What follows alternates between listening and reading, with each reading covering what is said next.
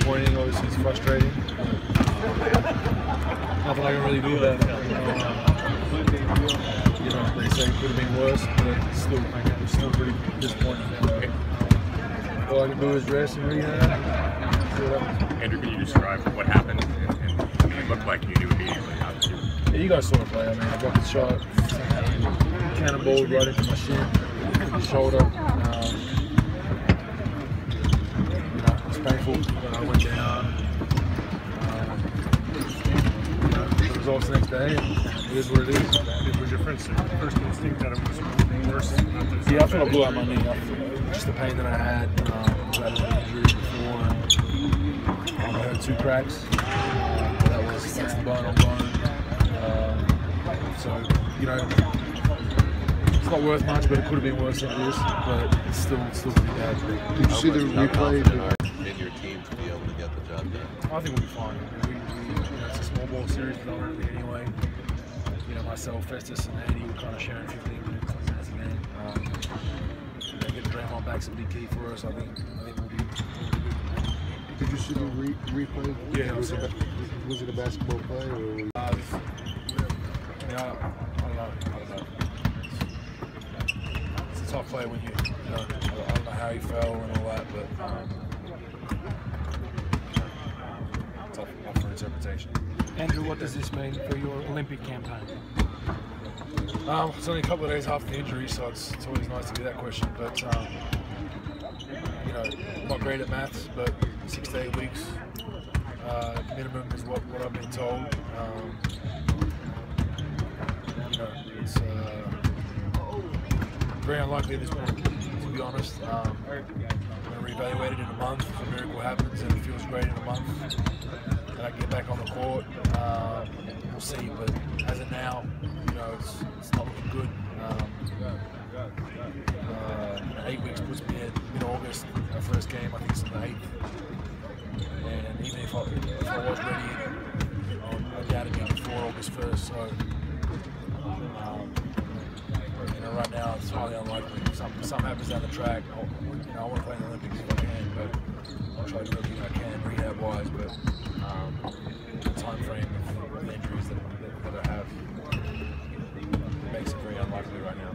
Your commitment to the team has always been admired. That's a hard situation to deal with as much as it is for the finals. Yeah, it is. We're quite straight in the finals now, but obviously, you know, it's something that I want to be part of. My 3rd Olympic Games, played in the qualifiers last off season, which, you know, obviously showed that I want to be part of the thing and want to be around the guys, and I enjoy being around the team. But you know, it just is disappointing right now. You know, to an Olympic Games, best case scenario is probably not fair to the team, not fair to myself, not fair to the coaches putting in the squad. So the same thing I told Coach Lamas is, as of now, it's very, very, very unlikely that I'm not playing. And down the track, if, you know, in late July I give them a call and say, hey, I'm feeling like I can play, then it's up to them to accept me to the team if it is available.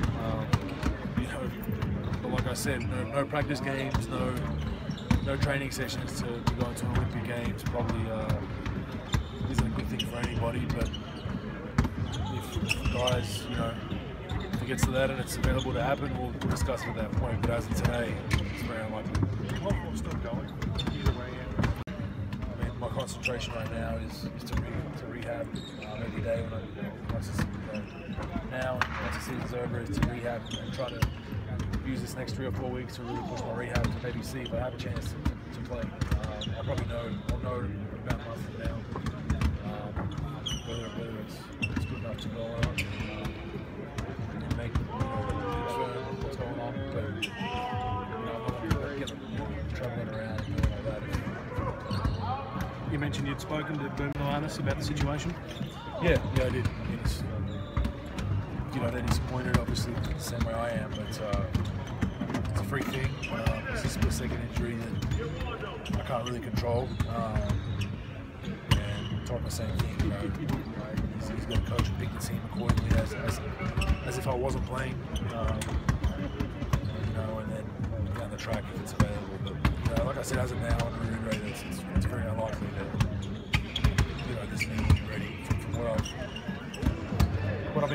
our doctors and a couple of people I trust back home, 6 to 8 weeks is kind of best case scenario, and that's just getting back on into full training. That's not, that's not, a day later being able to play in a basketball game. So, like I said, let's hope something between now and then happens. It's a miracle and it can get better. And we're going to address it then, but right now it's pretty bleak. What did you think of what as the play unfolded? What was going through your mind when the impact first happened? What did you think it was? Have you felt that kind of pain before? I've never done knee before, so I'm not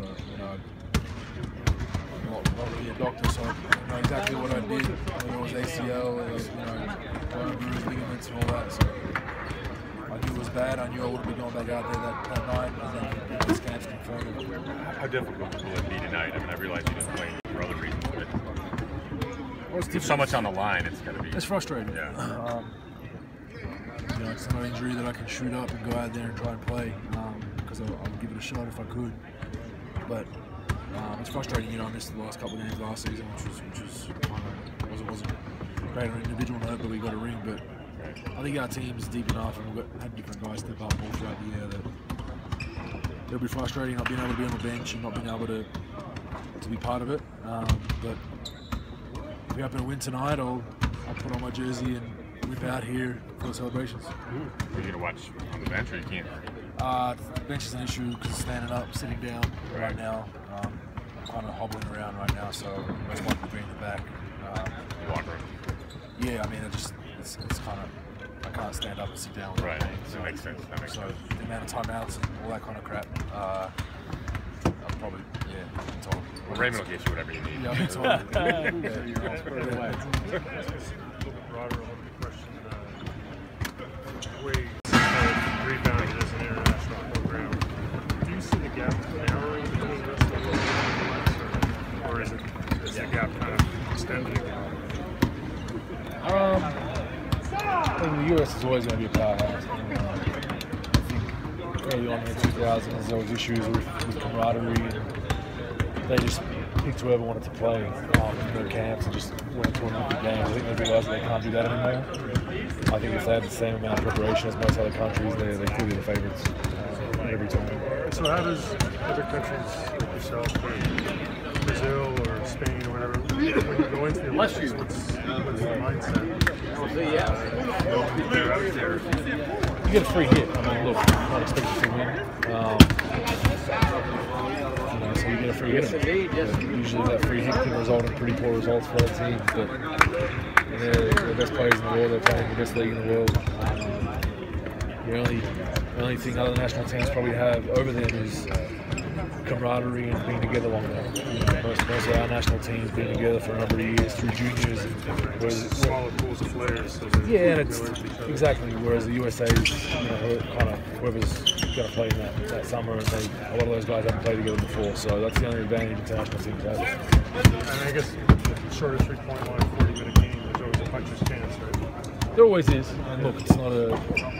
If it was a 7-game series every game, I'd say the USA would probably never lose. But when it comes down to one game, sometimes you never know what can happen. All it takes is a guy getting hot for 3 or someone on the third, whatever it is. There's a lot of variables in one game, but generally they're clearly the favourites year in, year out. Sorry, and one more question, just being from Canada. I think Canada and Australia are kind of comparable a little bit in terms of basketball. How much of a toll or how much responsibility do you feel in your professional career trying to meet your national team obligations? You mentioned your third Olympics. Yeah, it's tough. Like when you have injuries like this, all of a sudden you think it's something that can do more damage. Performance suffers for the country. At the same time, if you're healthy and raring, there's no better feeling than playing. Especially in Olympics. World Championships are one thing, but the Olympic Games are a special moment that only happen every 4 years. Something you tell your grandkids about. Internationally, more than America, most kids grow up dreaming of going to an Olympic game. I've been to 2, and obviously when we go to 3, London was taken away from me in a similar fashion. So it's a great honour. Is it as hard as, I mean, just some of the young Canadian kids, you know, they're in a contract year or, you know, it's they've got tough. It's tough. Look, I mean, the national team, we don't get paid a cent. You know, compared to the NBA, you're flying commercial, flying economy in a lot of places. You know, you're staying in not the nicest places sometimes on European tours, but that's kind of what makes it special in a way, because you're kind of brought back down to earth. But at the same time, if you're going into a contract year like a lot of these Canadian guys are now, it's a tough decision. You know, all of a sudden you get hurt and it can cost you your career. And, you know, if you do get hurt, no one's going to give you more than a pat on the back and saying thanks for being a Patriot. That's kind of what you're getting. So it does get tough sometimes.